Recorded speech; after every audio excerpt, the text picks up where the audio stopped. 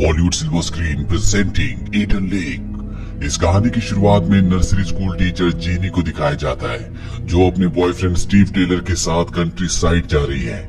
दरअसल वहाँ पर एक लेक है जिसका नाम ईडन है और ये वहाँ पर हाइकिंग करने के लिए जाना चाहते हैं। और जब ये कंट्री साइड पहुँच जाते हैं तो इन्हें पता चलता है कि इन्हें लेक तक पहुँचने के लिए एक घने जंगल से होते हुए जाना पड़ेगा। और ये दोनों उस जंगल से होते हुए उस जगह तक पहुँच जाते हैं जहाँ पर एक लड़का बैठा होता है जिसका नाम एडम है। दरअसल एडम कीड़ों को जमा कर रहा होता है, साथ ही कुछ नोट्स बना रहा होता है।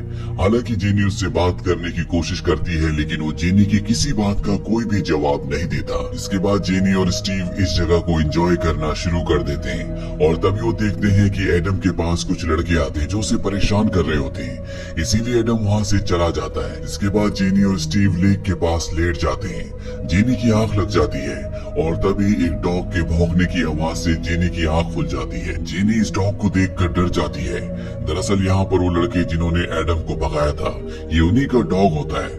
वो अपने डॉग को वापस बुला लेते हैं और अब स्टीव लेक के अंदर स्विमिंग करने के लिए चला जाता है। जेनी लेक के किनारे बैठी होती है और एक बार फिर से वही डॉग उस पर भौंकता है। वो उसके पास आ जाता है। स्टीव लेक के अंदर से सब कुछ देखता है। उसे देखकर गुस्सा आता है, इसीलिए वो लड़कों के पास जाता है, उन्हें समझाने की कोशिश करता है लेकिन ये सब के सब बहुत बदतमीज होते हैं। ये स्टीव का मजाक उड़ाते हैं। स्टीव अपने टूर को खराब नहीं करना चाहता है, इसीलिए वो उन लड़कों को कुछ नहीं कहता और वापस आ जाता है। लेकिन ये अपनी शरारतों से बाज नहीं आते। ये जेनी को दूरबीन से देख रहे होते हैं पर कुछ ही देर बाद ये सब यहाँ से जाने लगते हैं और इन लोगों के जाने के बाद जेनी और स्टीव रात यहीं पर गुजारने की तैयारी करते हैं। स्टीव अपने लिए टेंट लगाता है और जेनी लकड़ियां लेने के लिए जाती है पर तभी उसे झाड़ियों के पीछे से किसी की आवाज आती है।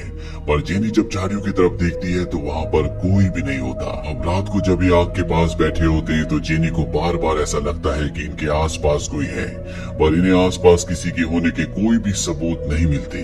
पूरी रात गुजारने के बाद जब ये सुबह उठते हैं तो ये देखते हैं कि इनके पूरे खाने को कीड़ों ने खराब कर दिया है, इसीलिए अब इन्हें खाना लेने के लिए शहर जाना होगा। ये दोनों अपनी गाड़ी में आ जाते हैं और जैसे ही गाड़ी को आगे बढ़ाते हैं इनकी गाड़ी का टायर पंचर हो जाता है। स्टीव देखता है किसी ने गाड़ी के टायर के आगे बोतल रख दी थी जिस वजह से गाड़ी का टायर पंचर हो गया। स्टीव समझ जाता है कि ये उसी ग्रुप का काम है जो कल लेक के पास था।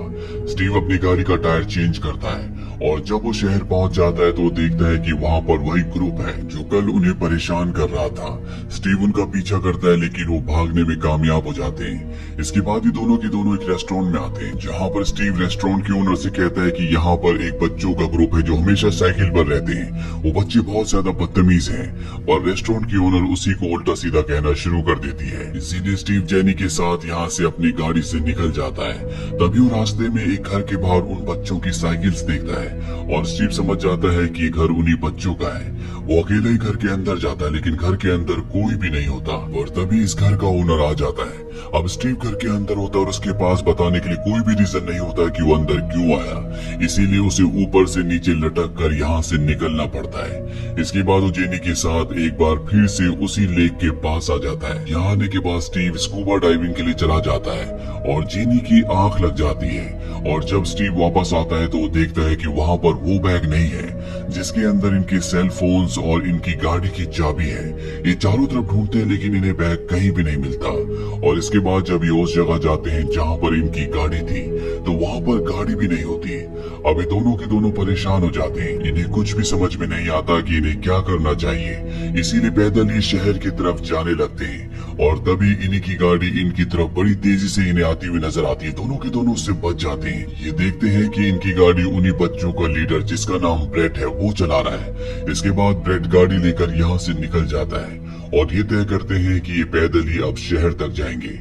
लेकिन चलते चलते इन्हें रात हो जाती है और तभी इन्हें वुड्स में वही ग्रुप दिखता है जिनके पास इनकी गाड़ी की चाबी और इनके सेल फोन्स है। स्टीव ब्रेट के पास जाता है और उससे कहता है कि मुझे मेरी गाड़ी की चाबी और सेल फोन्स दे दो, पर ब्रेट साफ साफ मना कर देता है और तभी उसकी जेब में स्टीव का फोन रिंग होना शुरू हो जाता है। स्टीव उसके पास जाता है और उससे अपना सेल फोन मांगता है, लेकिन अब इन दोनों के बीच में हाथापाई होना शुरू हो जाती है। डॉग भी स्टीव के ऊपर हमला कर देता है और तभी इनके ग्रुप का एक लड़का चाकू निकाल लेता है। स्टीव उसके चाकू को पकड़ लेता है, लेकिन गलती से चाकू डॉग को लग जाता है, जिससे उसकी मृत्यु हो जाती है। अब स्टीव अपनी गाड़ी की चाबी छीनकर अपनी गाड़ी की तरफ भागता है। जेनी और वो गाड़ी के अंदर बैठ जाते हैं, लेकिन इनकी गाड़ी एक जगह फंसी हुई होती है और तभी इनकी गाड़ी के पास वो सभी बच्चे आ जाते हैं, जो ऊपर से इनकी गाड़ी के ग्लास पर पत्थर फेंकते हैं। इनकी गाड़ी का फ्रंट ग्लास चटक जाता है। स्टीव किसी तरह से वहाँ से गाड़ी निकाल लेता है और रैशली अब वो सिटी की तरफ जाने लगता है, लेकिन उसकी गाड़ी का गिलास चटका हुआ है, इसीलिए उसे आगे कुछ भी नहीं दिख रहा होता और उसकी गाड़ी एक टूटे हुए पेड़ से टकरा जाती है। इस एक्सीडेंट की वजह से वो गाड़ी में फंस जाता है।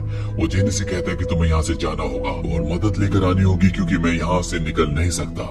जेनी को उसकी बात माननी पड़ती है, पर तभी यहाँ पर वो सभी बच्चे आ जाते हैं। जेनी वही झाड़ियों में छुप जाती है और वो सब के सब बच्चे स्टीव की गाड़ी की तरफ बढ़ते हैं। जेनी पूरी रात वहीं पर छुपी रहती है और जब वो सुबह वहाँ से बाहर निकलती है और गाड़ी के पास जाती है तो वो देखती है कि स्टीव गाड़ी में नहीं है। वहाँ पर कुछ खून के निशान भी होते हैं। जेनी स्टीव को ढूंढने के लिए आगे बढ़ती है और वो देखती है कि स्टीव को उन सब बच्चों ने कटीली तारों से बांधा हुआ है। वो स्टीव को बुरी तरह से टॉर्चर कर रहे होते हैं। जेनी को ये सब देखकर बहुत बुरा लगता है, बहुत दुख होता है, लेकिन वो चाहकर भी उसकी मदद नहीं कर सकती। इसी ग्रुप में एक लड़की होती है जो इस सब को रिकॉर्ड भी कर रही होती है और अभी फैसला करते हैं कि स्टीव को मार देंगे। इसीलिए जेनी को इन बच्चों के सामने आना पड़ता है और जब ही जेनी को देखते हैं तो सब के सब उसका पीछा करना शुरू कर देते हैं। जेनी अपनी जान बचाने के लिए जंगल में भागती है और इसी दौरान स्टीव को मौका मिल जाता है। वो अपने आप को कटीली तारों से छुड़ाकर यहाँ से भाग जाता है। वही जेनी एक केबिन तक पहुँचती है जहाँ पर अंदर वॉकी टॉकी होता है, पर जब वो उसे निकालने की कोशिश करती है तो वॉकी टॉकी गिर जाता है और टूट जाता है और अब सब बच्चे भी यहाँ पर पहुँच चुके हैं। जेनी वहीं पर छुप जाती है और तभी ब्रेड को कॉल करके बताया जाता है कि स्टीव भी भाग चुका है। इसीलिए सब के सब स्टीव को ढूंढने के लिए जंगल में निकल पड़ते हैं। जेनी भी अब यहाँ से भाग जाती है और तभी रास्ते में उसे स्टीव मिल जाता है, जो बहुत ज्यादा जख्मी होता है। वो स्टीव को लेकर वापस उसी केबिन में आ जाती है, पर यहाँ पर अब सब के सब बच्चे पहुंच चुके हैं। उन्हें पता है कि इसके अंदर कोई ना कोई है और जैसे वो केबिन के अंदर जाते हैं तो वहाँ पर कोई भी नहीं होता। दरअसल जेनी स्टीव को लेकर केबिन के नीचे पानी में चली गई होती है, जिस वजह से बच्चे उसे देख नहीं पाते।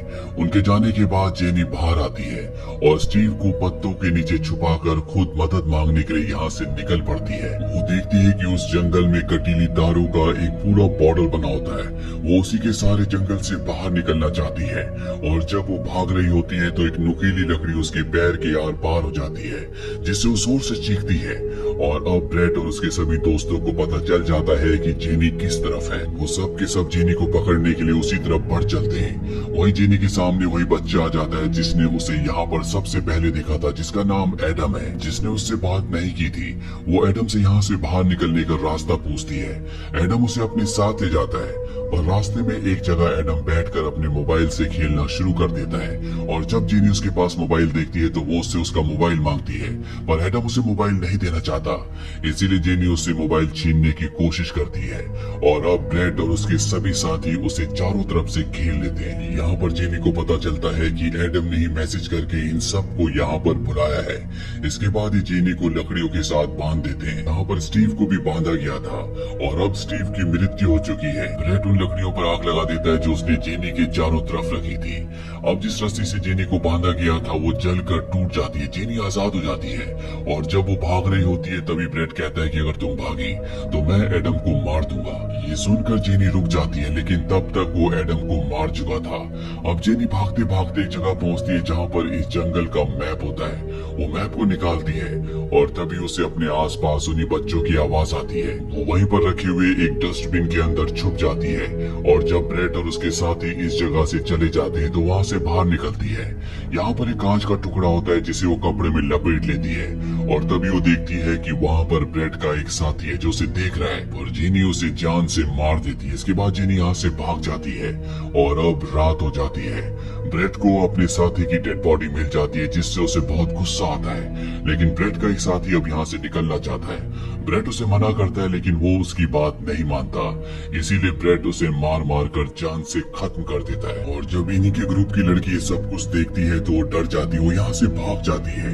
वहीं जेनी को दिखाया जाता है जो जंगल से बाहर सड़क पर पहुंच जाती है। तभी वहाँ पर एक गाड़ी आती है जिससे जेनी मदद मांगती है। वो जेनी को गाड़ी में बिठा लेता है, लेकिन वो लड़का गाड़ी को वापस जंगल के अंदर ले जाता है। वो कहता है कि मैं यहाँ पर किसी को ढूंढने के लिए आया हूँ। वो जंगल के एक कोने में ले जाकर गाड़ी को रोक देता है और जेनी को अब मौका मिल जाता है। वो गाड़ी को रिवर्स करती है, यहाँ से बाहर निकलने के लिए आगे बढ़ती है और तभी उसके सामने वही लड़की आ जाती है जो ब्रेट के ग्रुप की है, जो वहाँ से भाग गई थी। उसे नहीं पता होता कि इस गाड़ी को जेनी चला रही है। वो गाड़ी उसे रोकने के लिए कहती है और जेनी उसे उड़ाकर यहाँ से आगे निकल जाती है। वो एक जगह पहुँचती है जहाँ पर लोग पार्टी कर रहे होते हैं, पर इससे पहले कि वो उन तक पहुँचती जेनी दर्द और चोट की वजह से बेहोश हो जाती है। और जब उसे होश आता है तो वो एक घर में होती है और ये घर और किसी का नहीं बल्कि ब्रेट का होता है। तभी ब्रेट अपने घर में फोन करता है और कहता है कि एक लड़की ने हमारे सारे दोस्तों को मार दिया। ब्रेट के डैड समझ जाते हैं कि यही वो लड़की है। अब जेनी यहाँ पर सबको एम्बुलेंस बुलाने के लिए कहती है लेकिन कोई भी एम्बुलेंस नहीं बुलाता। जेनी को समझ में आ जाता है कि ये ब्रेट का घर है, इसीलिए वो अपने आप को बाथरूम में लॉक कर देती है। और कुछ ही देर में ब्रेट के फादर और घर के गेस्ट दरवाजा तोड़कर जेनी को बाहर निकालते हैं। जेनी देखती है कि उसके सामने ब्रेट है और सबको सब कुछ बताती है, लेकिन उसकी बात पर कोई भी विश्वास नहीं करता। ब्रेट कहता है कि जेनी ने और उसके बॉयफ्रेंड स्टीव ने हमारे सभी दोस्तों को मार दिया। ब्रेट के फादर उसे ऊपर जाने के लिए कहते हैं और खुद जेनी को वॉशरूम के अंदर ले जाते हैं और इसके बाद हमें जेनी की चीखें सुनाई देती है।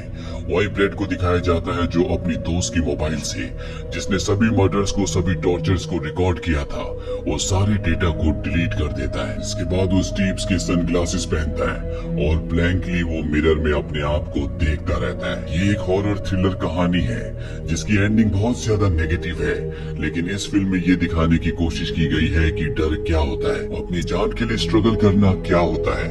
ये फिल्म ईयर 2008 में रिलीज हुई थी।